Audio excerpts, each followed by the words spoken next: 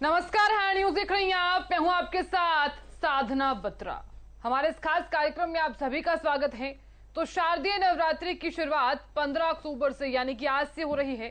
सनातन धर्म में नवरात्रि का बहुत अधिक महत्व माना जाता है। माना यह भी जाता है कि इन दिनों में व्रत और मां दुर्गा के 9 रूपों की पूजा करने से भक्तों की सभी मनोकामनाएं पूरी होती हैं। तो नवरात्रि के इस विशेष अवसर पर पूजा की विधि क्या है, कैसे करें मां शैलपुत्री की पूजा, आइए जानते हैं ज्योतिष श्री नेहा अग्रवाल जी से, और जो आपको बताने वाली हैं कि पूजा किस प्रकार से करने वाली हैं और क्या कुछ खास इस नवरात्रि में रहने वाला है। तो नेहा जी, बहुत स्वागत आपका।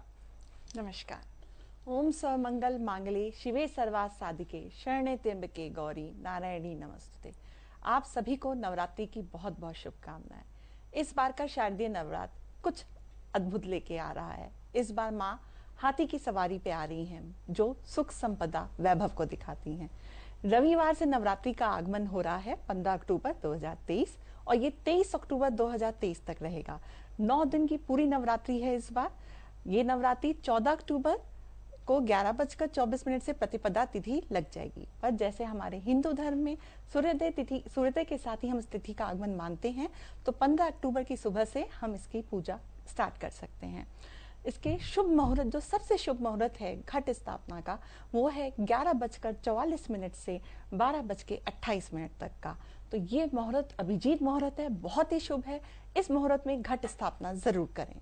और घट स्थापना से पहले सबसे पहले अपने द्वार पूजन पे द्वार पर स्वास्तिक जरूर बनाएं। रोली से शुभ दोनों द्वार पे बाएं और दाएं स्वास्तिक बना के अशोक के पत्तों की या आम के पत्तों की वंदन बार लगा के माँ के आगमन की तैयारी करें।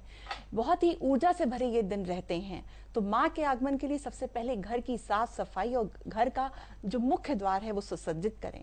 मंदिर में भी स्वास्तिक बनाएं। जहां आपका मंदिर है उसके साथ में एक अलग चौकी जरूर लगाएं। उस चौकी को साफ करके लाल वस्त्र बिछा के अक्षत पे माँ की मूर्ति को स्थापित करें। माँ को वैसे ही सारी चीजें चढ़ती हैं भोग की, पुष्प, फल, फूल, लेकिन इसमें नवरात्रों में हम जैसे जानते हैं कि माँ को बहुत प्रिय है लौंग, इलायची, कपूर। तो इनके साथ पंचमेवा, इनका भोग जरूर लगाएं। माँ का पहला स्वरूप माँ शैलपुत्री का है। माँ शैलपुत्री हिमालय की बेटी थी, जो कि जिन्हें हम पार्वती का भी स्वरूप मानते हैं। इसीलिए इन्हें सबसे पहले नवरात्रों की श्रेणी में रखा गया है। सफेद वस्त्र पे ये विराजमान होकर आती हैं, सफेद वस्त्र पहनकर आती हैं और इनका वाहन है वृष। तो जो लोग वृष राशि के हैं उनके लिए ये पूजा बहुत महत्वपूर्ण है। तो हम आगे शुरू करते हैं कि शैलपुत्री की हम पूजा कैसे करेंगे। तो माँ बिल्कुल नेहा जी, क्योंकि देखिए यहाँ पर माँ की पूजा किस प्रकार से करनी है, तमाम दर्शक जो हैं वो कार्यक्रम को देख भी रहे हैं, तो जानना चाहते हैं कि किस प्रकार से पूजा करनी है, तो किन बातों का ख्याल हमें रखना है। तो सबसे पहले आप दर्शकों को ये भी बताइए कि अगर हम व्रत रख रहे हैं तो किन बातों का ख्याल रखना है और व्रत रखने से पहले किस प्रकार से पूजा करनी है। जी बिल्कुल। व्रत जैसे सभी जातक इस वक्त 9 दिन या आप पहले या अष्टमी के दिन भी व्रत रख सकते हैं। व्रत रखने से पहले आप घर में साफ सफाई का, घर से लहसुन प्याज को थोड़ा बाहर करें, है ना, क्योंकि ये हमारे सात्विक भोजन में नहीं आते हैं। दूसरी चीज, सुबह ब्रह्म मुहूर्त में उठ के स्नान करिए, शुद्ध वस्त्र धारण करिए और फलाहार आप ले सकते हैं इन व्रतों में। लेकिन सबसे पहले पूजा के बाद ही आप एक समय भोजन करना उचित माना जाता है, क्योंकि ये समय हमारे शरीर में शक्ति के संचार के लिए है। तो जितना हम हल्का खाएंगे, हल्का भोजन करेंगे, वो उतना ही अधिक उत्तम होता है। दूध से बनी हुई चीजें आप व्रत में ले सकते हैं। एक समय रात्रि में अगर नमक लेना चाहते हैं तो सेंधा नमक लें। लेकिन इन सब से भी ज्यादा बहुत महत्वपूर्ण है, हमने भोजन का तो त्याग कर दिया, पर हम अपनी 5 इंद्रियों को कैसे कंट्रोल करेंगे। तो इस असली व्रत ये है कि इन 9 दिनों, कम से कम इन 9 दिनों किसी की निंदा मत कीजिए, क्रोध से दूर रहिए, परिवारजनों से प्रेम से बोलिए और हर स्त्री को आदर दीजिए। तो सबसे महत्वपूर्ण व्रत आपका ये होगा। भोजन के साथ साथ इन चीजों का भी ध्यान रखा जाए। बिल्कुल नेहा जी, क्योंकि अब नवरात्रि का आरंभ जो है वो काफी ज्यादा विशेष भी है और शारदीय नवरात्रि तो वैसे भी विशेष रहती हैं। तो आप ये भी बताइए कि माँ की पूजा करने से पहले हमें कौन कौन से ऐसे मंत्र हैं जिनका हम उच्चारण कर सकते हैं सरल भाषा में, क्योंकि तमाम जातक जो हैं वो अगर कुछ मुश्किल मंत्र हैं तो उनका उच्चारण नहीं कर पाते हैं, तो सरल मंत्र का उच्चारण किस प्रकार से करना है? जी, सबसे पहले माँ की जब मूर्ति की स्थापित कर दी, और सबसे पहले कोई भी पूजा की शुरुआत होती है गणेश जी के मंत्र से, तो गणेश जी का पूजन जरूर करें। और देवी का आह्वान, जब हम देवी का आह्वान कर रहे हैं तो जगत की सभी डिवाइन एनर्जीज का हमें आह्वान करना है कि वो पॉजिटिव एनर्जी हमारे घर में आए। तो प्रथम दिन शैलपुत्री का है, तो हम शैलपुत्री देवी को स्मरण करके, अगर मंत्र नहीं भी याद है तो सिंपल ओम शैलपुत्री देवी नमः को प्रणाम करके हम उनका आवाहन कर सकते हैं। और जिन लोगों को थोड़ा सा भी अगर मंत्र करने में दिक्कत नहीं है तो या देवी सर्वभूतेषु शैल रूपेण संस्थिता नमस्तस्यै नमस्तस्यै नमस्तस्यै नमो नमः। और सबसे अच्छा रहता है नवाण मंत्र ऐं ह्रीं क्लीं चामुंडाय विच्चे, जिसमें 9 की 9 देवी, 9 के 9 ग्रहों की शक्ति समाहित है। ये बहुत छोटा सा मंत्र है, इसका जाप जरूर करना चाहिए और 108 बार जरूर करें। बिल्कुल नेहा जी ये बात कर लेते हैं कि पूजा करने से पहले किन वस्त्रों का हमें यहाँ पर विशेष ख्याल रखना है। अगर कोई नवविवाहित जोड़ा भी है और वो व्रत रख रहा है तो क्या वस्त्र हम धारण कर सकते हैं? तमाम जो महिलाएं हैं, जो जातक हैं, वो कौन कौन से वस्त्र धारण कर सकती हैं और कौन कौन से रंग ऐसे हैं जो हम धारण कर सकते हैं व्रत के दिन? जी देखिए, कोई भी हमारे सनातन धर्म में पूजा करते वक्त जो भी वस्त्र हैं, अवॉइड कीजिए कि हम कुछ वेस्टर्न क्लोथ्स को अवॉइड करें। ढीले और सूती वस्त्र पहन के पूजा की जाती है, क्योंकि जो भी पूजा अर्चना हो रही है उससे हमारे शरीर में ऊर्जा का संचार होगा। तो कसे हुए और टाइट कपड़ों को अवॉइड करें। और प्रथम दिन पीले वस्त्र पहनकर ही पूजा करें। माँ को ये बहुत अधिक प्रिय है। पीला रंग और पीले सफेद वस्त्र आप माँ को भी चढ़ा सकते हैं। बिल्कुल नेहा जी ये बात कर लेते हैं कि माँ को भोग जो है वो किस चीज का लगाना है, क्योंकि माँ को मीठा बहुत पसंद है। बिल्कुल बिल्कुल साधना जी, माँ को मीठे के साथ साथ पंचमेवा का भोग लगता है। माँ को लौंग का जोड़ा भी चढ़ता है। माँ को इलायची, लौंग, पंचमेवा सब पसंद है। लेकिन शैलपुत्री देवी को थोड़ा सा उनके चरणों में घी जरूर अर्पित करें। घी उनको अति प्रिय है। और जो दीपक जलाएं उसमें भी थोड़ा सा कपूर जरूर डालें। ये माँ को खुश गंध, इत्र और घी बहुत प्रिय है। तो साथ में पान के पत्ते पे सुपारी जरूर रख के उनको जरूर अर्पित करें। बिल्कुल नेहा जी ये बात कर लेते हैं अखंड ज्योत की, क्योंकि हम नवरात्रि का प्रारंभ जिस प्रकार से किया जा रहा है और साथ ही देखिए इस बार शारदीय नवरात्रि हैं तो सबसे अधिक महत्व जो है वो शारदीय नवरात्रि का माना गया है। तो अखंड ज्योत जलाते समय हमें किन बातों का ख्याल रखना है? और ऐसा भी कहा जाता है कि जो जातक अखंड ज्योत जलाते हैं यानी कि वो कुछ नियम ऐसे होते हैं जिनका हमें पालन करना ही होता है। तो आप तमाम दर्शकों को बताइए कि क्या क्या ऐसे नियम हैं जो अखंड ज्योत के समय हमें ध्यान रखने चाहिए। बिल्कुल, जैसा साधना जी आपने कहा शारदीय नवरात्र क्यों महत्वपूर्ण है, तो यहाँ पर मैं एक छोटी सी लाइन ऐड करना चाहूंगी। हमारे शरीर में 3 नाड़ियां हैं, ईड़ा, पिंगला, सुषुम्ना। ये एक ऐसा समय होता है, दोनों ऋतुएं मिल रही होती हैं और शरद ऋतु आ रही होती है कि हमारी ईड़ा और पिंगला नाड़ी समान रूप से गति करती है। दोनों में थोड़ा समन्वय होता है।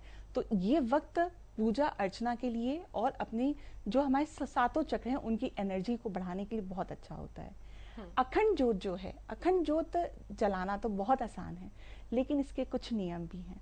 सबसे पहली बात, इस चीज का ध्यान रखें कि अखंड ज्योत जब हम जलाएं, जो हम दीपक ले रहे हैं वो इतना जरूर सक्षम हो कि उसमें एक अच्छी मात्रा में घी आ सके, क्योंकि ये बीच में अखंड ज्योत टूटनी नहीं चाहिए, ये अशुभ होता है। अखंड ज्योत के जो फायदे हैं वो हमारे भगवत पुराण में ऐसे दिए कि कोई भी आप मनोकामना से करके आप ये जलाते हैं वो हर मनोकामना पूरी होती है। अखंड ज्योत के दीपक में थोड़ा सा कपूर भी जरूर डालिए, क्योंकि माँ को बहुत प्रिय है। लेकिन जिस घर में अखंड ज्योत जलती है वो घर खाली नहीं छोड़ा जाता, और उसके पास में दीपक के पास घर का कोई ना कोई सदस्य मौजूद रहे। रात्रि में भी उस दीपक को अकेले नहीं छोड़ा जाता, आप उसके समीप बैठकर ही या तो पास में ही बिस्तर लगाकर सोएं या आप थोड़ी दूर पे, लेकिन वो कमरा खाली नहीं छोड़ा जाएगा, क्योंकि आपने माँ का आह्वान किया है, जोत जलाई है, अब माँ को अकेले नहीं छोड़ सकते आप। इसलिए घर में कभी ताला नहीं लगेगा और जो जातक है वो कुछ नियमों का पालन करेगा, सात्विक भोजन करेगा और अलग सोएगा। बिल्कुल नेहा जी। नेहा जी, ये बात कर लेते हैं कि माँ की जो सवारी है वो इस बार हाथी है, जी। लेकिन तमाम दर्शकों को आप ये भी बताइए कि इस बार अगर माँ का आगमन हो रहा है तो जब माँ जाएंगी तो उस वक्त क्या कुछ रहने वाला है, और ऐसा क्यों माना जाता है कि माँ जब आती हैं तो उनका ढोल नगाड़ों के साथ स्वागत किया जाता है, लेकिन जब वो जाती हैं तो तमाम जातक जो है वो मायूस भी हो जाते हैं?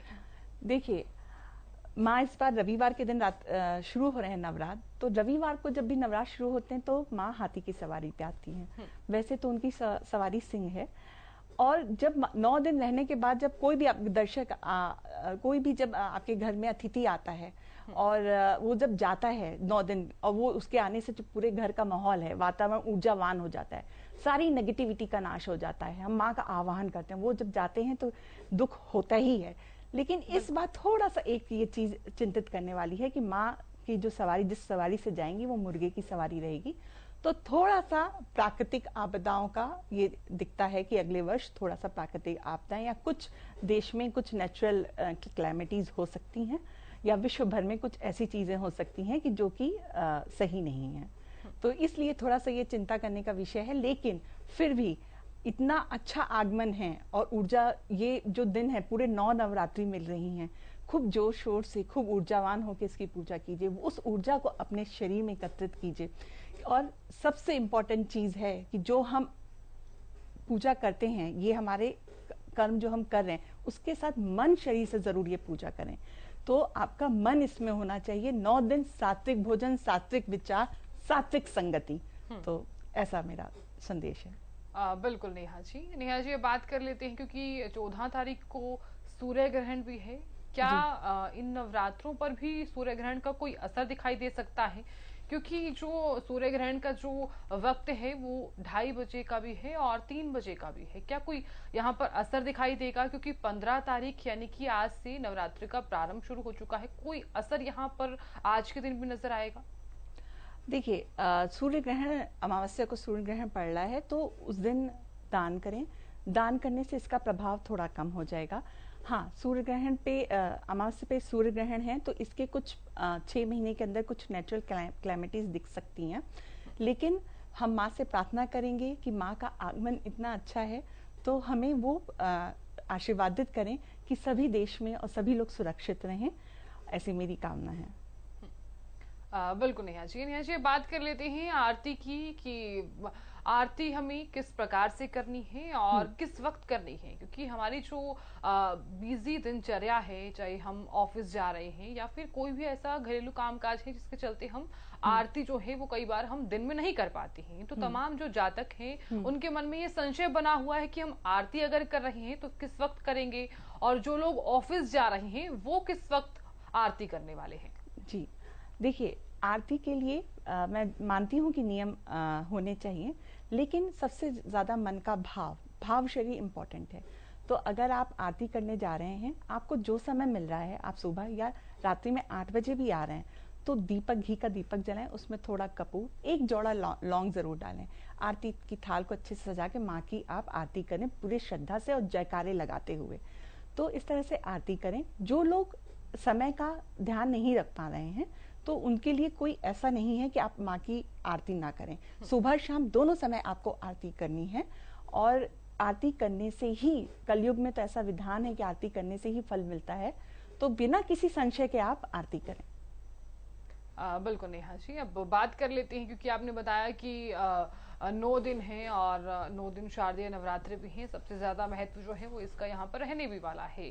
तो तमाम दर्शकों को आप ये भी बताइए कि अगर हम व्रत रख रहे हैं तो यहाँ पर किस प्रकार से दिनचर्या रहनी चाहिए, क्या कुछ हमें खाना चाहिए, और क्योंकि हम ऑफिस भी जाते हैं या फिर कुछ ऐसे जातक भी हैं जो व्रत तो रख रहे हैं लेकिन पूरा दिन वो निर्जला व्रत नहीं रख पाते हैं, तो किस प्रकार से व्रत रखना है और हम व्रत में क्या क्या चीजें खा सकते हैं?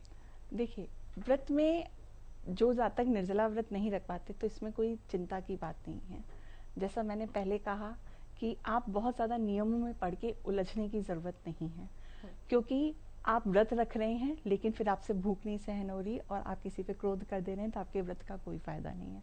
व्रत में हम वैसे ही करते हैं कि हम हल्का फलाहार, और आजकल वैसे मार्केट में भी बहुत सारी चीज़ें मिलती हैं, तो लेकिन मैं कहूँगी कि आप घर से चाहे थोड़े मखाने, थोड़े चाहे आप आलू है ना, कुछ भी शकरकंदी है, आलू है, वो हल्का सा फ्राई करके ले जाएं और उसको लें। वो क्योंकि घर का जो भोजन है वो आपके द्वारा बनाया हुआ है या आपकी माता जी के द्वारा बनाया हुआ है, तो उसमें एक भाव अलग आता है।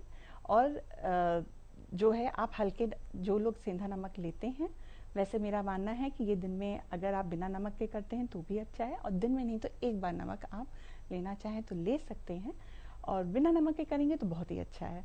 तो इसलिए हल्के नमक का अगर उपयोग कर रहे हैं तो आप चिप्स ले सकते हैं, बट मोस्टली कोशिश कीजिए कि फलाहार, दूध की मिठाई, दूध के प्रोडक्ट्स ही लीजिए, वो ज़्यादा उत्तम है।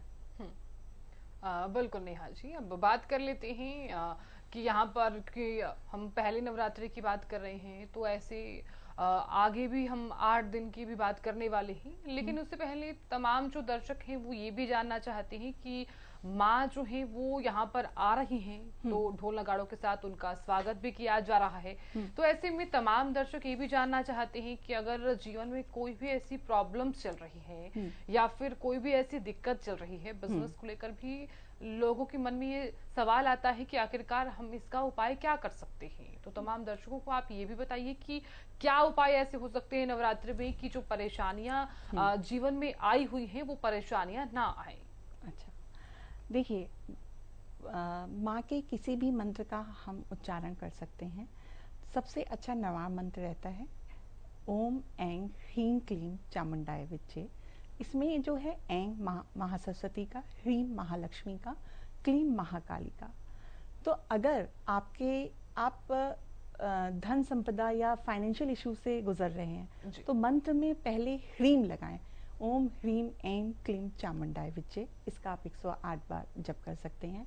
हमें इसमें सिद्ध कुंजिका स्त्रोत का भी पाठ करना चाहिए अगर आपका उच्चारण अच्छा है तो, नहीं तो सिंपल देवी के 32 नामों का, जो बिल्कुल नहीं उच्चारण कर सकते हैं, देवी की 32 नामावली दुर्गा सप्तशती में दी हुई है, आप उसका पाठ कर सकते हैं।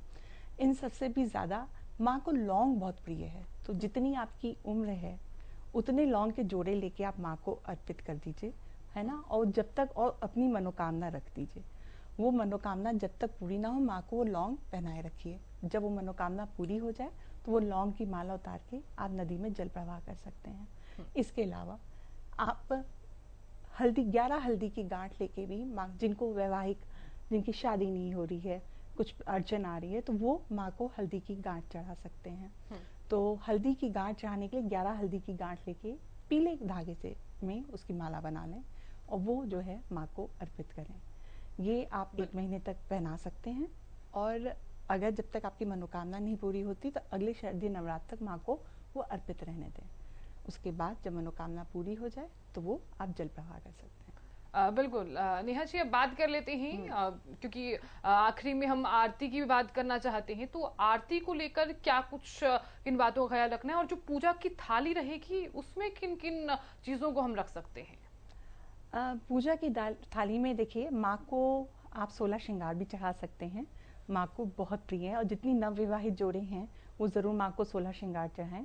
उसके अलावा आप इलायची, लौंग, कपूर, सौंफ, थोड़ी सी सूखी धनिया, जिसको धनिया की जो बीज आते हैं, वो भी आप माँ को अर्पित कर सकते हैं। दूध, पंचामृत बनाकर माँ को जरूर अर्पित करें, पंचामृत का विशेष महत्व है। और जो है दूध से बनी हुई मिठाइयाँ माँ को अर्पित करें, अगर वो घर में बनी है तो बहुत अच्छा है। तो ये सारी चीज़ें ही हम माँ को अर्पित कर सकते हैं। माँ को वस्त्र, माँ को एक जोड़ा आप अर्पित कर सकते हैं। माँ को आप चमेली का फूल चढ़ा सकते हैं, और चमेली के फूल के साथ साथ आप माँ को गुड़हल का फूल, माँ को बहुत प्रिय होता है, वो चढ़ा सकते हैं, अर्पित कर सकते हैं। और माँ को गजरा बहुत प्रिय है, तो मोगरे का गजरा भी आप माँ को अर्पित कर सकते हैं।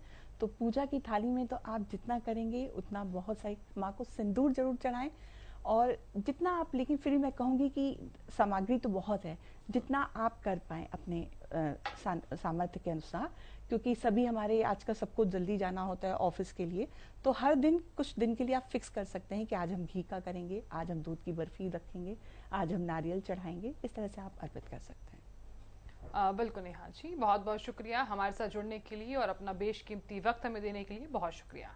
फिलहाल इसी के साथ इस खास कार्यक्रम में इतना ही। देखते रहिए हरियाणा न्यूज। नमस्कार।